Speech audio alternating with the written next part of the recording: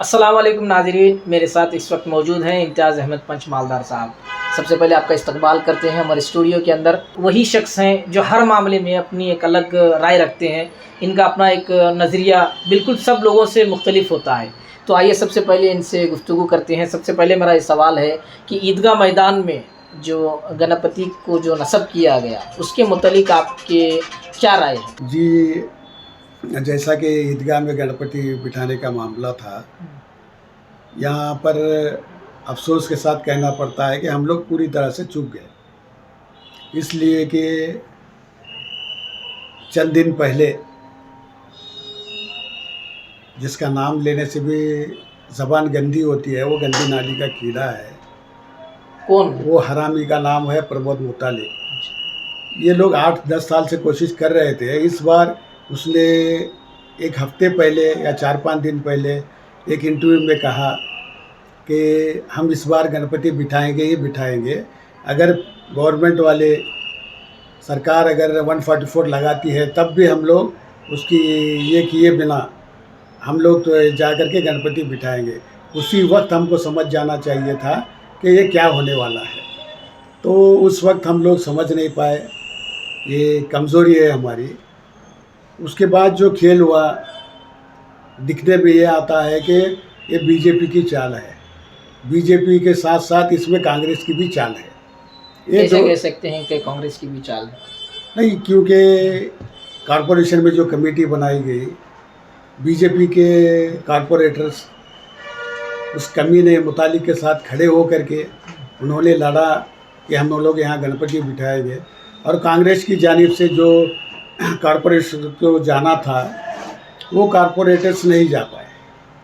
तो अगर जाते तो लड़ सकते थे। इससे पहले भी बहुत हुआ, बहुत सारे ये होते थे, मेयर के साथ लड़ाइयाँ होती थी, कॉरपोरेशन के साथ भी मामला को लेकर हुज्जत होती थी, लड़ाइयाँ होती थी, बात मनवाने नहीं दिया जाता था। इस बार ऐसा क्यों हुआ कि ये कॉरपोरेटर्स नहीं जा पाए?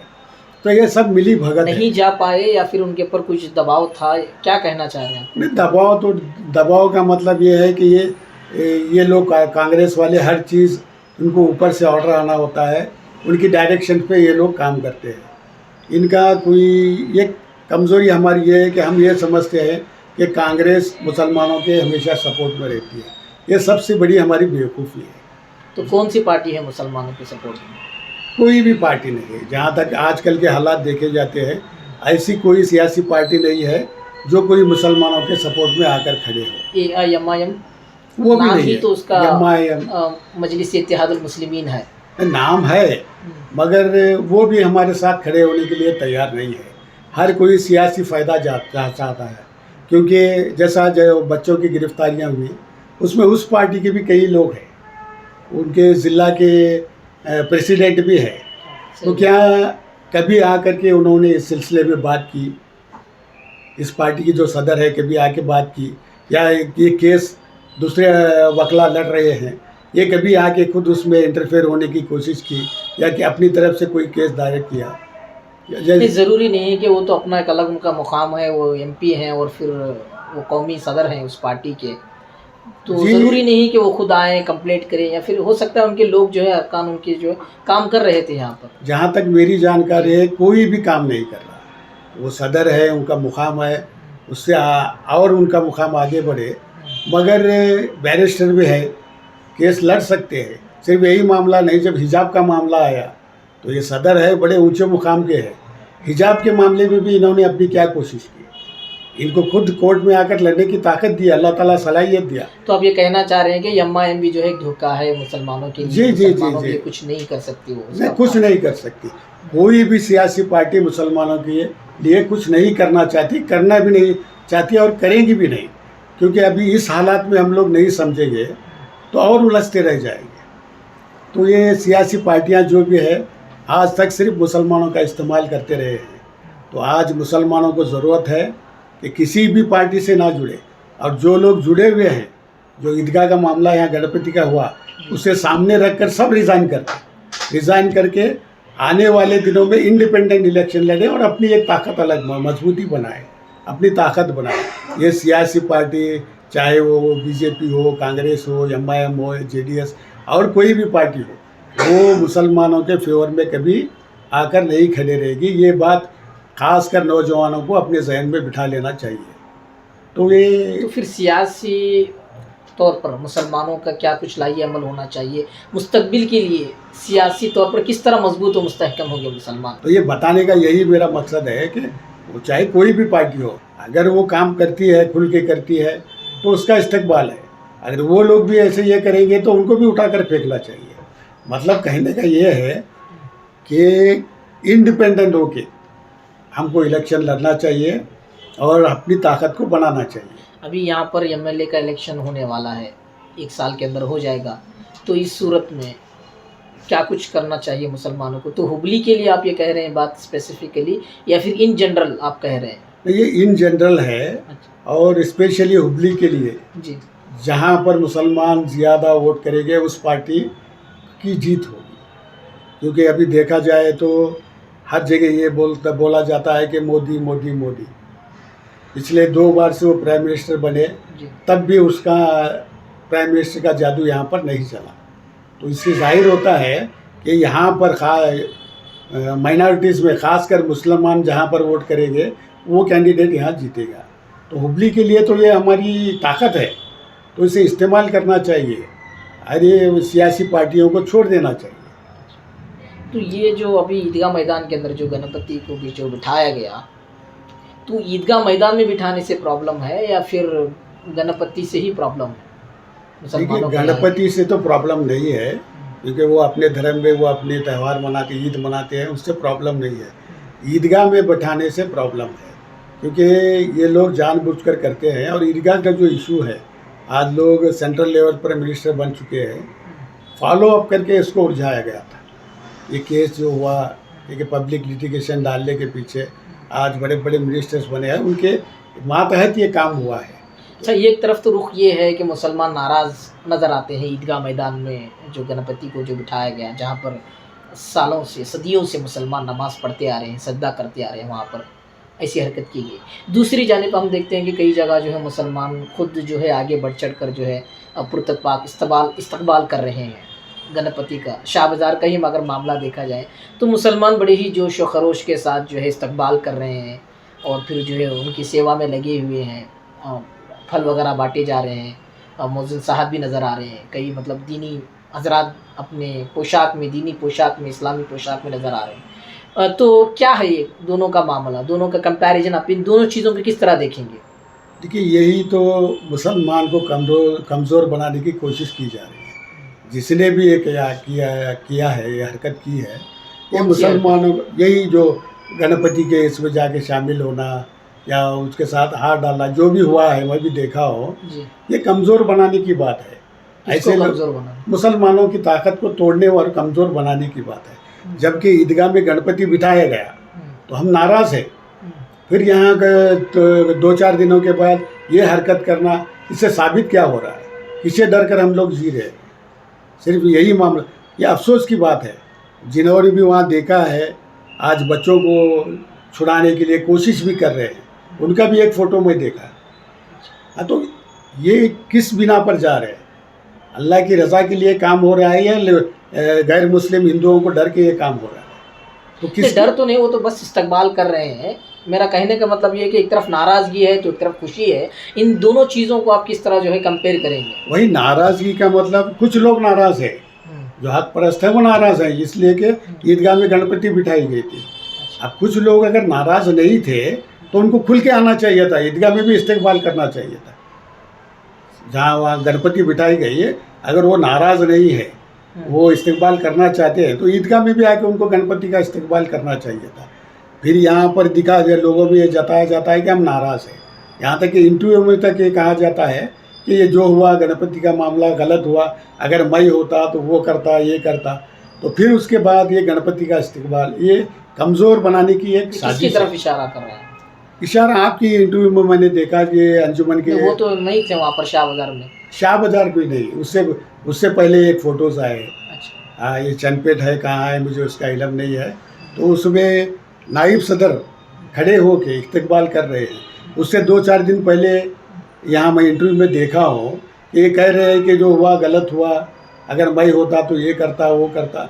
फिर इतनी जल्दी अपना नज़रिया बदलने की नहीं, उनकी इससे ज़रूरत नजरिया क्यों पड़ी? बदलना कहाँ होता, वो तो वहाँ के लिए नाराज हैं। रही बात वो गणेश से, वो पहले से भी शायद उसके कुछ जिम्मेदार भी हैं, तो वो अपना मतलब वो साथ दे रहे हैं उनको, बस वहाँ के लिए, अपने जो मोहल्ले में हो या फिर अपने वार्ड में हो, वहाँ के लिए वो कोशिश कर रहे हैं। नहीं, अगर वहाँ है तो मेरा बोलना ये है कि यहाँ भी इस्तेकबाल करो। अगर वो बात तुम्हें सही लग रही है तो गणेश, देखो बहुत सारे मामलात पे हम भी हिंदुओं के साथ, मेरे बहुत सारे साथी हैं हिंदुओं के, यहाँ तक एक मंदिर में पत्थर पर मेरा नाम भी है, तो हम लोग भी साथ देते हैं। जब मामला ये चला है ईदगाह की गणपति की नाराज़गी का, तो उस वक्त ये करना क्या ज़रूरी था?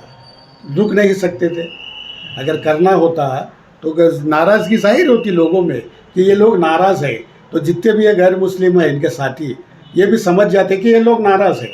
अब ये खड़े होने के बाद ये लगता है कि ये नाराज़गी नहीं है, और ये सारे एक पार्टी से, सियासी पार्टियों से जुड़े हुए लोग हैं, आम लोग नहीं हैं। आम लोग ये नहीं करेंगे, आम लोग अपनी नाराज़गी जताएंगे या उस चीज़ को बुरा जानकर अपनी जगह बैठे रहेंगे। तो इसमें क्या है, ये सियासी लोग हैं ये जो खेल खेल रहे हैं। नहीं, उससे भी एक, जैसा कि अभी ये भी देखा गया था कि ये इंसिडेंट होने के बाद वो किसी पुलिस से कस्बा पे पुलिस स्टेशन या किसी इसके लिए, तो वहाँ आज के जो सीएम है बोम्मैया साहब, वो आने के बाद कम से कम वो रिसेंट हुआ था, काले झंडे दिखाते या हाथ पर काली पट्टियाँ बांध कर ये दिखाते कि हम लोग नाराज़ हैं, इसलिए कि हमारी इबादत हुई ईदगाह में ये फोर्सेबली बिठाया गया है, तो सरकार से हमारी नाराज़गी है। वहाँ पर भी इस्तेकबाल किया जा रहा है, हार डाले जा रहे हैं। तो ये सब सारे सियासी लोग हैं, तो ये सालों से मुसलमानों को गुमराह करते जा रहे हैं। अफसोस की बात यह है कि मुसलमान लीडर्स भी जो सियासत से जुड़े हैं, आज वो लोग भी ये करने पर लगे हुए हैं। अच्छा, फिर अच्छे लोग कौन हैं, और हैं भी तो उनको आना चाहिए सियासत में, क्यों लोग आप जैसे लोग सियासत में नहीं आ रहे? आप तो अब हर मामले में अपनी राय रखते हैं। जी देखिए, सियासत में पहले से मुझे इंटरेस्ट नहीं है। अगर सियासत में कभी आना चाहूँ, आऊँगा तो नहीं, कभी आना चाहो तो मैं ऐसे आऊँगा, या तो हम हक पर रहेंगे या पर सियासत छोड़कर बाहर निकल जाएंगे। तो ये मेरी बात अलग है, सियासत एक अलग चीज़ है। ये इंडिपेंडेंट अगर खड़े होकर कुछ करना चाहे तो मेरी नज़र में बहुत सारे आज के नौजवान हैं जो हम लोग नहीं कर सकते, या मुझसे जो सीनियर लोग हैं, मेरे मुझसे ज़्यादा उम्र वाले नहीं कर सकते। आज के कौम के नौजवान बहुत काबिल हैं अगर उन्हें मौका दिया जाए। अगर हम लोग मौका देना ही नहीं चाहते, अब भी हम लोगों की उम्मीद ये है कि हम लोग ही सियासत में रहेंगे, हम लोग ही रहबर बनेंगे। तो ये अगर हम लोग अपनी सियासत को, हर चीज़ को, रहबरी को छोड़ करके, रिज़ाइन करके पीछे हट जाए, सरपरस्ती करे, जितने भी सियासी लीडर हैं सरपरस्ती करे, तो कई ऐसे नौजवान हैं जो खुलकर आ रहे हैं, खुलकर आना चाहते हैं। उनको अल्लाह ताला वो जहन भी दिया, हिम्मत भी दिया, और आज की समझने की सलाहियत भी दिया। ये कब होगा? जब पिछले लोग पीछे हट जाए। तो ये हटना नहीं चाहते, आज भी अपनी हुकूमत चलाना चाहते हैं, छुप छुप कर मीटिंग्स करते हैं। ये शर्म की बात है। मीटिंग्स जो होती थी छुप छुप कर, वो जो कमीना है मुतालिक, उसको छूट दे रखी है। ये बीजेपी वालों ने, सब ने छूट दे रखी है। कांग्रेस वाले भी उसके साथ हैं, क्योंकि वो जो भी बोलता है उसके खिलाफ ना कोई एक्शन होता है, ना बगैर रुके बोलता है। वो आप ले सकते हैं ना एक्शन? आप कुछ कंप्लेंट किए हैं आप तक? कंप्लेंट नहीं, इससे पहले जो उसे बैन किया गया था सालों पहले, ये बाणगत्ती गुड़ियाल बोल के एक कारवा रोड में एक गांव है, वहाँ पर ये बहुत सारे खरियों में मुसलमानों को दुकानें वगैरह घर खाली करा के आया था। उस वक्त इसको बैन कराने में मेरा बहुत बड़ा हाथ था। आज फिर पता नहीं ये इसको कहाँ से ताकत मिली, ये आके कुत्ते की तरह भोंकता है। और उसे मीडिया भी, वो लोग भी जो कन्नड़ा मीडिया वाले हैं, वो लोग उसका साथ देते हैं। साथ मतलब उनको ये बोला जाता है कि जाओ उसके इंटरव्यू लो। हाँ, अब हमारे भी चैनल्स हैं, देख रहा हूँ मैं, काफ़ी चैनल्स हैं, वो मेहनत कर रहे हैं, मगर हमारे चैनल्स को बढ़ाने की हमारे सियासतदानों में या जो भी अमीर है, मुझे नहीं लगता कि ये अपना साथ देकर स्टूडियोज़ को बढ़ाएंगे, चैनल वालों को साथ देंगे। तो ये खैर वो एक अपना अलग मसला है, वो रहेगा। लेकिन आपके मुतल्लिक अवाम में ये है कि आपके माजी को लेकर बातें होती हैं, तो क्या है आपका माजी, लोगों को बताएं। नहीं, इससे पहले भी मैं अपने माजी के बारे में बोल चुका हूँ ये उस बारे में बोलूँगा तो बहुत लंबी बात जाएगी। मैं अपना माजी ये बोलता हूँ कि मैं बहुत साल पहले शराब भी पिया करता था, बहुत सारे झगड़े फसाद करता था। फिर उसके बाद एक दौर आया, फिर उसके बाद एक ऐसा भी दौर आया कि मुझ पर ये इल्ज़ाम लगा कि ये लोगों के पैसे खाया, इतने खाया, करोड़ों खाया, क्या अरबों इल्ज़ाम खाया। की हकीकत? नहीं, वो हकीकत उसे लिए बहुत वक्त लगेगा, बहुत लंबी ये हो जाएगी। तो फिर उसके बाद वो चेक बाउंस केसों में 5 साल जेल भी रहा। तो ये मेरा एक अलग ये है। ये माजी तो आपका बिल्कुल जो है जी पुरखतर है। हाल क्या है और मुस्तकबिल के लिए क्या तैयारी है आप? देखिए, हाल तो जो भी है वो अल्लाह के हवाले है। कोशिश मैं अपनी तरफ से करता हूँ कि अल्लाह को राज़ी करने का काम किया जाए, और जो भी बात आए हक़ के लिए खड़े होने की, चाहे अल्लाह के सिवा कोई भी आए, अल्लाह और अल्लाह के रसूल, साहबा, औलिया, इनके अलावा कोई भी अगर सामने आए तो हक़ की राह से कभी नहीं हटूँगा। ये मुझे तकलीफ़ भी है, आजकल कार वगैरह ड्राइव नहीं कर सकता, टू व्हीलर, वरना ये मुतालिक जैसे बहुत चिल्लर लोग हैं, वो कुत्ते की मानिंद लोग हैं, वरना इनके साथ बहुत कुछ कर लेता मैं। तो ये मजबूरी है। बहुत कुछ कर लेता मतलब कानून अपने हाथ में ले लेते? कानून हाथ में नहीं लेता, इसको उठा ले जाता और कानून के सामने ही पटकता। तो कानूनी हिसाब से उठाने ही का हक भी पटकता। तो नहीं है आपको? आप क्यों नहीं है? कंप्लेंट कर सकते हैं, आप पुलिस को जाइए, कंप्लेंट शिकायत करने से कीजिए। कुछ नहीं होता, शिकायत, क्योंकि उस पर कई केस है, तो उसे बैकअप है। तो वो कैसे आता है, इंटरव्यू देता है, फिर हिम्मत से जाता है, तो उसे बैकअप है, उस पर कई केस है। तो ये ऐसे लोगों को उठाना ज़रूरी है। उठा करके सबक उसको उठाने के बाद आ जाएगा। वो ऐसा इंसान है, आप उठाने के बाद कुत्ता कैसे ये करता है, वैसे रोटी डालने पर बिल बिला जाता है। तो उसको फिर वापस वही बयान कराने की कानूनी साजिश ही, कानूनी तरीका ही अपनाना चाहिए, मगर उसको डराने के लिए ज़रूरी भी है। तो ये फिर बात हमारी लंबी हो जाएगी। जी आपके जैसे हिम्मत और जज्बे वाले जी काफ़ी मतलब उंगलियों पर गिने जाते हैं, जो बिल्कुल बेबाक अंदाज में बात करते हों। मसाइल बहुत हैं, जी गुफ्तगू अगर हम ऐसी तरह करते रहेंगे तो फिर ये बहुत लंबा हो जाएगा हमारा इंटरव्यू। जी। हम इसी को यहाँ पर इसको इख्तिताम करते हैं। बस ये एक बताइए कि आखिर में इस वक्त जो हालात से गुजर रहे हैं, इसके ज़िम्मेदार कौन है? जो तनज़्ज़ुली का शिकार है मुसलमान, हर जगह जो है इन्हें ज़िल्लत मिल रही है, इसकी वजूहात क्या है? इसको जो मुख्तसर आपकी राय में।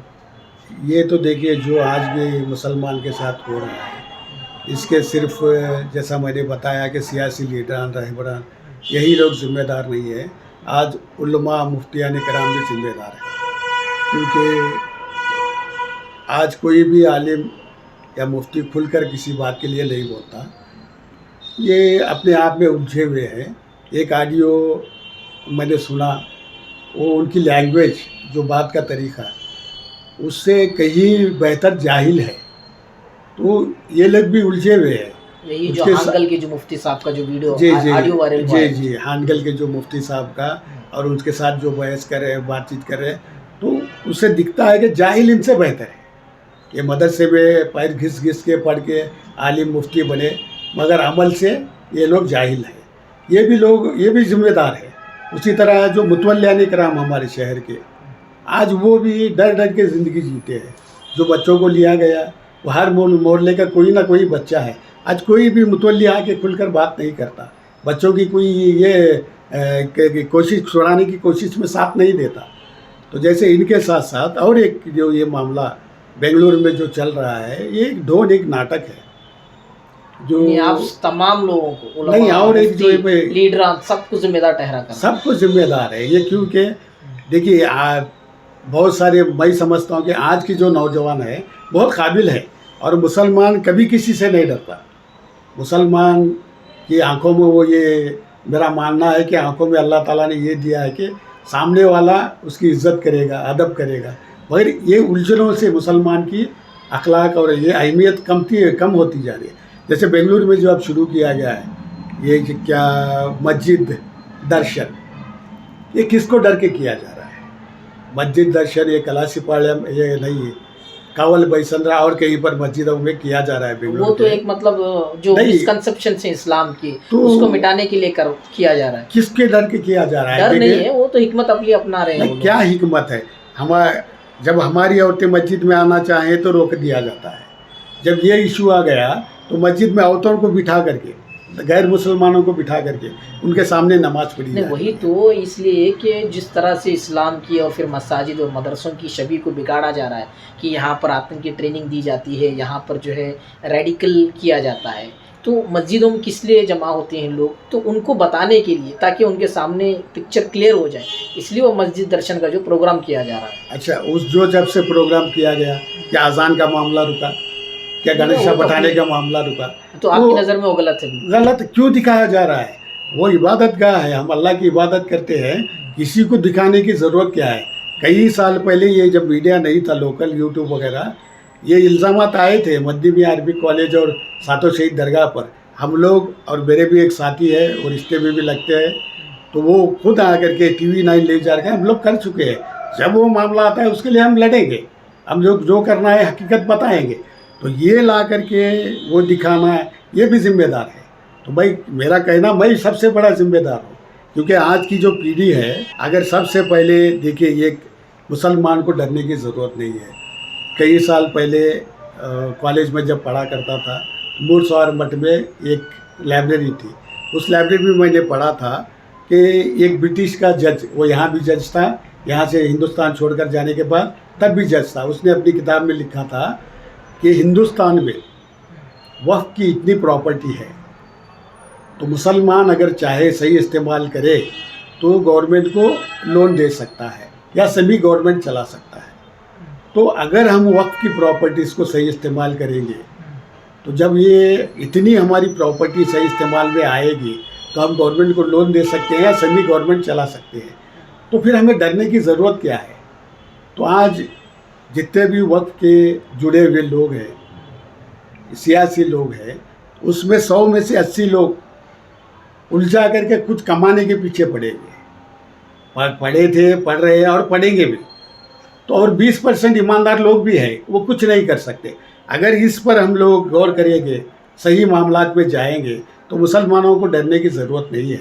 और जो मैं कह रहा था कि मुसलमानों की अज़मत को कम करने में हमारे मुझे लीडरों का भी हाथ है, तो जो वक्फ बोर्ड के चेयरमैन हैं जी, उनको ये गणपति के सिलसिले में ये मुतालिक वो जो कमीना है, गंदी नाली का कीड़ा, वो कनाडा न्यूज़ में ये कह रहा था कि शाफी सादी जो है वो वक्फ बोर्ड का चेयरमैन, वो हमारे खिलाफ काम कर रहा है, उसको वद्द वर्ग हाक में, मतलब लात मार के बाहर निकालना।